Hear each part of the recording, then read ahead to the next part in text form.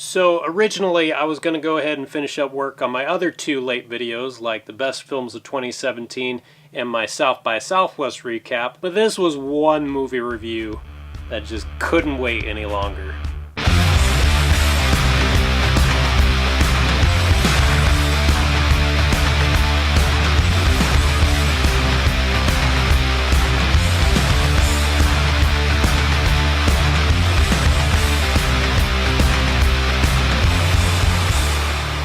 Throughout their highly successful 18-movie run for the past 10 years, the folks over at Marvel Studios have mastered the technique of creating a shared universe that perfectly emulates the experience of scrolling through the pages of a comic book. Thanks to them, we now get to see things that were, at one point, thought to be an impossibility, like Spider-Man getting mentored by Iron Man, a talking raccoon saving the galaxy alongside a giant talking tree, or an Afro-futuristic superhero flick that practically took the world by storm. But every time they would introduce a new standalone outing or epic team mashup, they were also leaving behind hints towards a much larger story involving a mad titan named Thanos, played by Josh Brolin, and a quest to retrieve 6 powerful singularities known as Infinity Stones in order to bring balance to the universe, which roughly translates to about 50% of mass genocide. A threat this massive could only culminate with the likes of the recently disassembled Avengers, the Guardians of the Galaxy, the Masters of the Mystic Arts, and the entire nation of Wakanda making an earnest attempt to defeat this roided out purple-looking raisin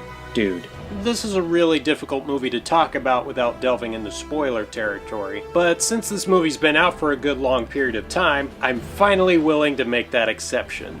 Just as soon as I get done with my spoiler-free thoughts. So let's get the most obvious detail out of the way, which is the fact that I absolutely loved this movie. It gave me everything I could possibly hope for in a tentpole film as gargantuan as this, from character team-ups we've been anticipating for years to surprise outcomes that'll rock you to your very core without it ever feeling like overload. And while it does feature the usual wisecrack and humorous banter we've come to expect at this point, this movie really did put me through the ringer of extreme emotions at times, which is something that rarely happens to me whenever I see a Marvel flick. One moment, I'm practically nerdgasming over an action set piece where this character meets up with so-and-so, while in another, I'm just sitting there in my seat looking up at the screen just ugly crying, like Viola Davis style and everything. Most of the latter had to deal with the film finally giving us that sense of dread and impending doom that never seemed to be that big of an issue in the previous pictures, especially when a character as dark and complex as Thanos takes hold of the narrative. And it's probably safe to point out that Josh Brolin easily gave the best performance in the entire film, as well as what I think is the most fascinating antagonist to be introduced in the MCU, which is saying an awful lot considering who came prior. The rest of the film's enormous ensemble also delivered impeccable performances, the biggest standouts being Chris Hemsworth's Thor, Zoe Saldana's Gamora, Tom Holland's Spider-Man, and Robert Downey Jr. and Benedict Cumberbatch as the biggest Sherlock Holmes meta joke that for some reason nobody decided to jump on. It's so corny. The only downsides I could really think of is that with such a large cast, some key players don't get as much screen time as one would hope. The same thing applies for most of the side villains, who don't get as much development either, and are basically seen as throwaway characters, all with the exception of this guy, of course. Thankfully, this minor quibble will soon be remedied with next year's conclusion of this 2-part epic, which you will be wanting immediately as soon as the end credits start rolling.